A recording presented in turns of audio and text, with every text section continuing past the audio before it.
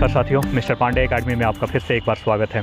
साथियों, जैसा कि आप सभी जानते हैं कि यह चैनल 7वीं चरण संबंधित हर एक जानकारी को देने के लिए तात्पर्य रहता है। साथ ही साथ सीटेट की तैयारी के लिए भी यह चैनल आपके समक्ष उपस्थित होता है। सीटेट से संबंधित हो या फिर 7वीं चरण से संबंधित हो, ये दोनों के लिए हमेशा आपके सामने योद्धा की भांति खड़ा रहता है। लेकिन मैं सबसे फर्स्ट वरीयता 7वीं चरण संबंधी को ही देता हूँ। जैसा कि आप सभी जानते हैं कि 7वें चरण से संबंधित जो भी पुख्ता जानकारी होता है इस चैनल के माध्यम से तभी मैं आप सबके समक्ष उपस्थित करता हूं। कुछ जानकारियां सामने निकल के आई है जिस विषय वस्तु का मैं आप सबके समक्ष रखने का प्रयास कर रहा हूं। मेरे साथियों, देखिए, जो जानकारी मुझे निकल कर सामने आई है सचिवालय से भी आई है, मंत्रालय से भी आई है। कुछ मंत्रियों से बात हुई है। जैसा कि मैं आपको बताना चाहूँगा कि आरजेडी के जो हमारे विधानसभा अध्यक्ष हैं, बहुत ही ज़्यादा दूरी पर नहीं हैं, उनसे भी जानकारी लेने का मैंने प्रयास किया और मुझे जानकारी अच्छी मिली। तो उनका कहना था कि बहाली की प्रक्रिया बहुत जल्द प्रारंभ होगी, जैसे कि माननीय उप मुख्यमंत्री तेजस्वी जी का कहना रहता है। लेकिन बार बार यही शब्द सुनने को मिलता है, इससे आगे कुछ नहीं मिलता है। जैसे कि आज थोड़ी सी एक पॉजिटिव व्यू देखने को मिला जब माननीय मुख्यमंत्री द्वारा यह बयान दिया गया कि बहुत जल्द आपकी बहाली की प्रक्रिया प्रारंभ की जाएगी। देखिए, उनके बयान में कुछ दम है। मैं बाकी के बयानों पर तो नज़रअंदाज करता हूँ, लेकिन वो माननीय मुख्यमंत्री के बयान को नज़रअंदाज नहीं करता हूँ, क्योंकि उनका जो कथाकथित जो भी बातें होती है वेटफुल होता है और कुछ सोच समझ के होता है, क्योंकि माननीय मुख्यमंत्री हैं, अपने बयानों को इस तरीके से ज़ाया नहीं करेंगे, क्योंकि चुनावी माहौल बहुत जल्द सामने दिख रहा है। साथ ही साथ उनके बयान को मैं पुष्टि करने के लिए सचिवालय में और अपने शिक्षा विभाग के जो जिला ऑफिस है उसमें मैंने बात करने का प्रयास किया। तो पहले जिला ऑफिस का मैं बात बता दूं, उसके बाद सचिवालय के बात बताऊं, ताकि स्पष्ट रूप से आपको समझ में आ जाए। देखिए, जिला में मैंने बात किया तो जिला में स्पष्ट कहा गया कि जो भी पटना से नीति निर्देश जो सामने आएगा उसी का हम लोग फॉलो करेंगे। लेकिन अभी तक जो जानकारी प्राप्त हो रही है उनमें स्पष्ट कहा जा रहा है कि बहाली की प्रक्रिया सबसे बड़ा रोकने का जो अड़चन हुआ है, बहाली की प्रक्रिया में अपडेट होना। यानी कहने का मतलब है कि पहले प्राइमरी की बहाली होती थी, उसके बाद 9 से लेकर 12 की बहाली होती थी। अचानक उसको बदल कर 9 to 12 पहले कर दिया गया और 1 से लेकर 8 की बहाली बाद में कर दी गई। बहुत सारे अभ्यर्थियों का डिमांड था ये। देखिए, ऐसे ही कुछ नहीं किया गया है, ये डिमांड के ऊपर किया गया है। बहुत सारी बहालियों का ये ऐसे करने की जो प्रस्ताव थे, बहुत सारे बच्चों ने जाकर दिया था, कई ज्ञापन सौंपे थे। इसलिए 20-22 नियमावली का जिक्र सामने नज़र आया। बहुत ने अपना सुझाव दिया कि 60-40 का जो रेशियो है उसी के अंतर्गत बहाली की प्रक्रिया की जाए, जैसे यूपी में की जाती है। बहुत ने सुझाव ये दिया कि पहले 9 से लेकर 12 की बहाली पहले कर दी जाए, ताकि 1 से लेकर 8 की जो सीट हैं वो उसमें जो बच्चे बच जाते हैं, वांछित बच्चे जो हैं जो बच जाते हैं, उनको मौका मिले। तो मेरे साथियों, देखिए, ये बहाली की प्रक्रिया जो अपनाई गई है अच्छा है, हम सबके लिए अच्छा है, इसको हम पॉजिटिव मानते हैं, ये अच्छा है। लेकिन जो इस को ढाल बनाकर और बहाली की प्रक्रिया को लेट कराई जा रही है, ये अच्छा नहीं है। इसी को मुद्दा बना दिया गया है। सचिवालय संबंधी जो भी जानकारी उपस्थित समझ में आई है, इसको मुद्दा बनाया जा रहा है कि अभी तक जो है कैबिनेट से इसको पास नहीं किया गया है, जिस वजह से हम कोई आगे की प्रक्रिया नहीं कर पा रहे हैं। और भी मैंने जानकारी लिया कि ऐसा थोड़ी है, आप सब अगर प्रयास करेंगे तो कैबिनेट में इसको प्रस्तावित किया जाएगा। डिले कहीं ना कहीं विभाग के द्वारा ही किया जा रहा है। तो उनका कहना था कि डिले विभाग नहीं, डिले मंत्री जी के द्वारा हो रहा है।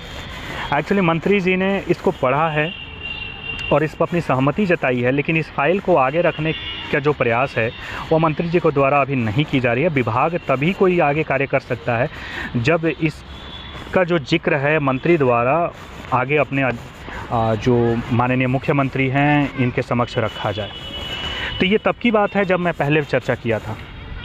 अब सामने सचिवालय से दिशा निर्देश ये निकल के आ रहा है कि मंत्री जी ने इसका जिक्र माननीय अपने मीटिंग में, यानी कैबिनेट मीटिंग नहीं, एक आप लोग कहा जाता है ना, जो क्या कहते हैं,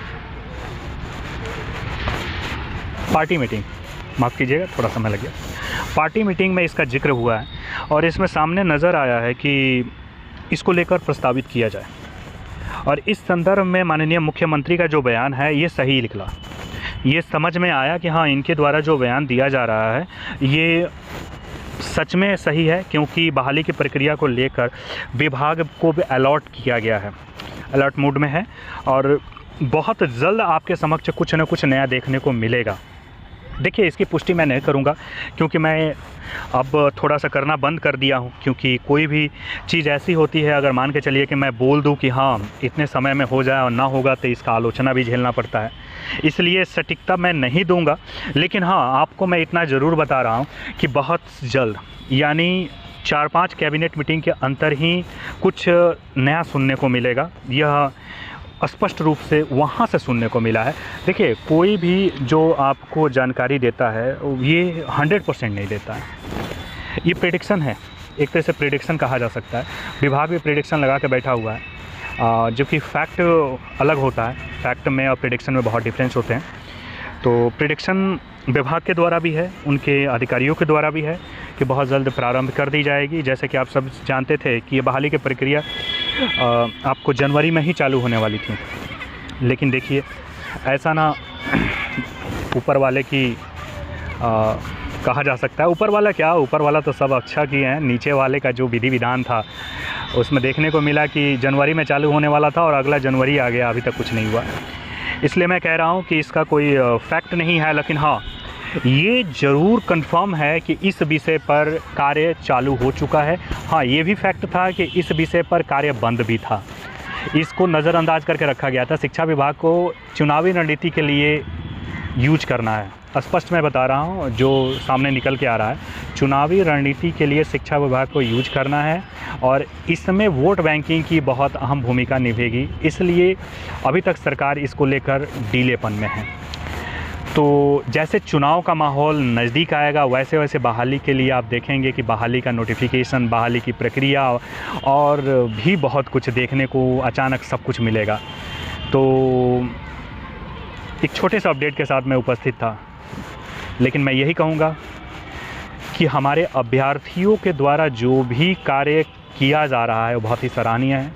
आंदोलन का हिस्सा ज़रूर बने, क्योंकि आंदोलन ही अभी का एकमात्र कार्य है जिसके द्वारा आप बहुत जल्दी सफलता पा सकते हैं, अन्यथा इसमें बहुत ही ढिलाई होगी, क्योंकि एस्टेट कॉमर्स भी कराना अभी बाकी है। मेरे साथियों, मैं खुल के नहीं कह रहा हूँ, लेकिन आपको मैं बता देना चाहता हूँ कि 2023 भी 1 to 8 के लिए नहीं है। अब भले मेरी बातों को आप के लिए ठेस पहुँचे, इसके लिए मैं तहे दिल से खेद प्रकट करता हूं, लेकिन जो वास्तविकता है मैं उसको लेकर आपके समक्ष उपस्थित हूं। आप स्पष्ट रूप से देखिए कि इसमें समय क्यों लगेंगे। थोड़ी सी मैं गणना करना चाहूँगा कि एस्टेट कॉमर्स को लेकर जिक्र जो किया जा रहा है, अगर एस्टेट कॉमर्स को डिले किया गया तब तो हो सकता है कि आपके बहाली की प्रक्रिया बहुत जल्द आपको अगस्त, सितंबर, अक्टूबर तक प्राइमरी को देखने को मिल जाए, अन्यथा अभी नहीं मिलेगा। अगर एस्टेट कराने की जो बात हो रही है, अगर उसमें हाथ डाल दिया गया तब तो 2023 में मिलेगा ही नहीं, 2024 की बात कीजिए जब तक इलेक्शन आ जाएगा। और बार बार मैं कहता हूं कि इलेक्शन का मुद्दा है और इस मुद्दे को सरकार यूं ही नहीं जाने देगी। घर में आपके 5 वोट हैं, कम से कम 5 वोट दीजिएगा ना। हाँ, नीतीश बाबू को जिताना है ना, तो नीतीश बाबू तो कुछ ना कुछ तो उपाय करेंगे ना अपने लिए। तो मेरे साथियों, यही छोटे से अपडेट के साथ उपस्थित था। बहुत जल्द 3-4 दिन के अंदर एक और नया अपडेट आने वाला है। मैं उसकी पुष्टि अभी इसलिए नहीं कर रहा हूँ क्योंकि मैं उसके बारे में गहन अध्ययन नहीं किया हूँ। गहन अध्ययन का मतलब यह है कि उसका फैक्ट मैं नहीं जान पाया हूँ। प्रेडिक्शन तो मिल चुका है कि हाँ ये चीज़ होगा, लेकिन जब तक थोड़ा सा फैक्ट ना समझ में आए तब तक आपके सामने उपस्थित करवाना अनुचित रहेगा। मिलते हैं फिर नेक्स्ट अपडेट के साथ। बने रहिए मिस्टर पांडे अकेडमी के साथ। जय हिंद।